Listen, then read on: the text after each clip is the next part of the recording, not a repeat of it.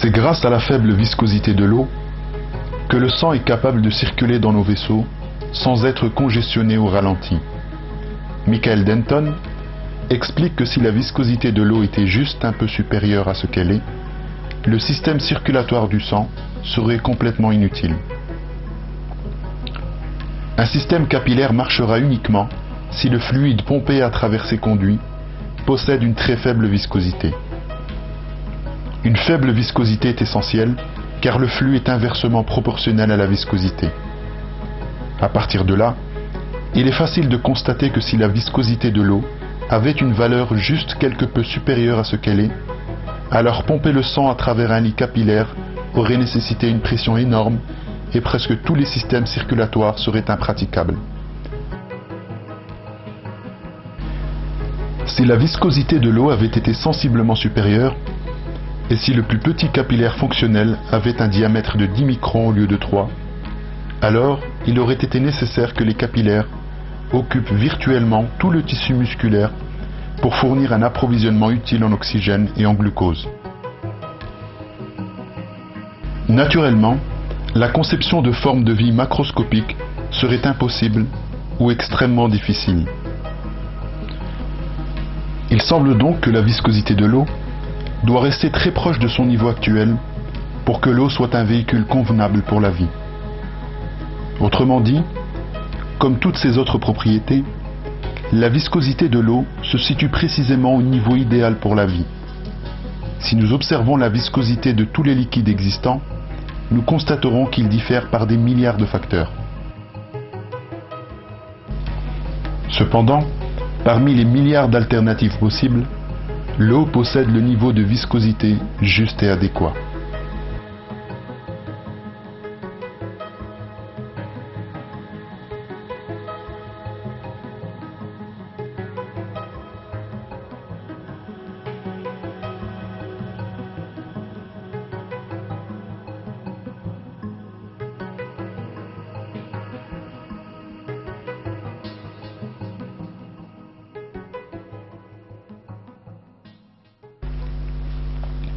Un appel à la raison.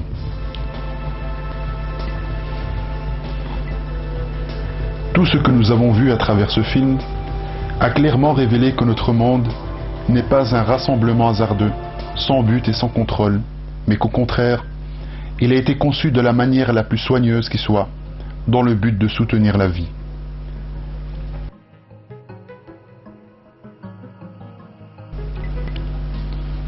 Dans ce film, nous avons pu voir comment les rayons du soleil qui nous atteignent, l'eau que nous buvons ou qui compose notre corps, ou l'air que nous respirons à chaque instant, sont totalement adaptés à notre vie.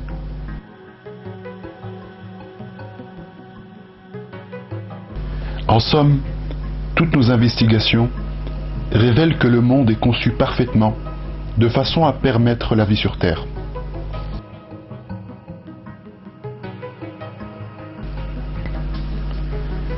Chaque élément de l'univers est une preuve qui confirme avec certitude l'existence d'un créateur qui contrôle chaque détail et dont la puissance et la science sont infinies.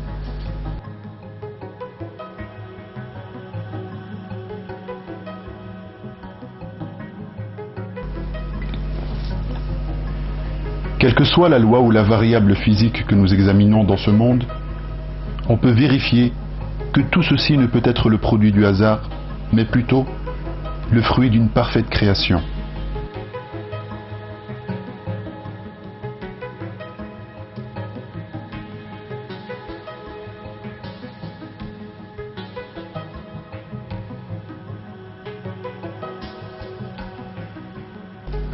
Une autre vérité fondamentale, révélée par la science moderne, vient confirmer que tous les équilibres innombrables que nous avons constatés règne également sur l'ensemble de l'univers.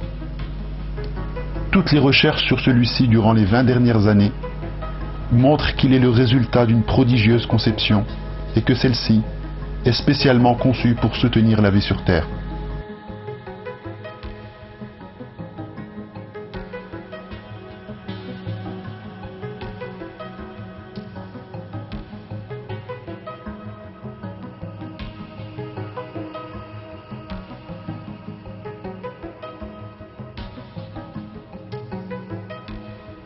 Le physicien britannique John Polkinghorne résume cette vérité.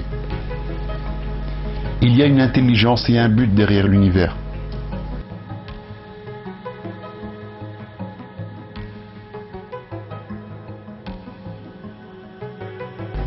Il y a des allusions de cette présence divine dans la façon dont les mathématiques abstraites peuvent pénétrer les secrets de l'univers, ce qui suggère qu'une intelligence rationnelle a créé le monde.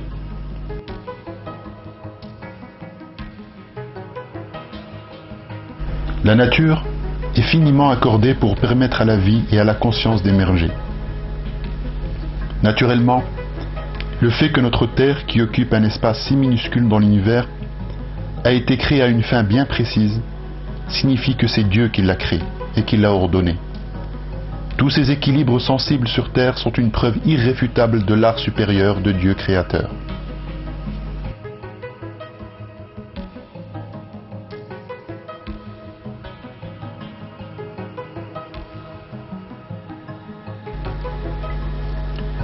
Les conclusions auxquelles la science moderne est arrivée ne sont autres que les vérités annoncées dans le Coran, il y a de cela 1400 années.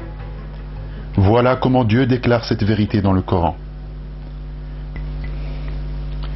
Votre Seigneur, c'est Dieu qui a créé les cieux et la terre en 6 jours, puis s'est établi sur le trône.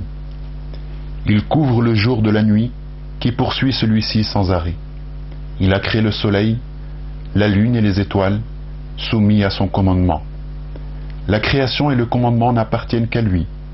Toute perfection à Dieu, Seigneur de l'univers. Sourate 7, verset 54.